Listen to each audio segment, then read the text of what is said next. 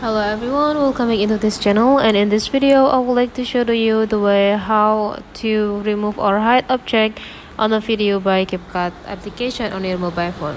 So here I already prepared the project that I have, and let's try to remove this object from the video. So actually to remove it, there is a trick over it. So we just need to copy this clip.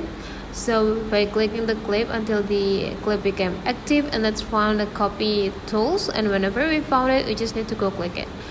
And whenever we already got the copy of the clip, we need to make this clip become an overlay by slide this picture into the right side until we found an overlay features or overlay tools, which is this tools. And whenever you don't find it, just click it. And now we need to drag or positioning the overlay clip to be the same position as the original clip right there. So now to cover the object, we need to do a mask to isolate several parts from the video. So we need to find the mask tool, and whenever you found it, just click it, and you can choose either circles or rectangles, but today I will like to use the rectangles to make it easier.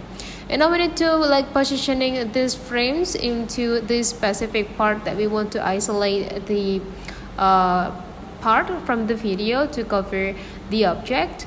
So you can just doing like this and just adjusting the positions and make sure that it's closer with the original object so that the color will not gonna be that difference.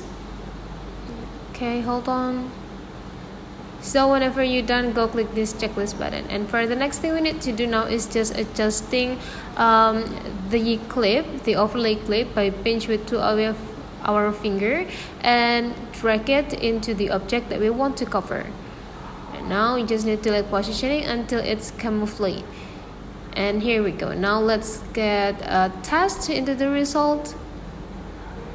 Yep, so that's the way how to remove object from the video by mobile CapCut, guys. Hopefully this tutorial today is useful for you, so don't forget to leave some comment, like and subscribe into this channel, and I'll see you for the next tutorial.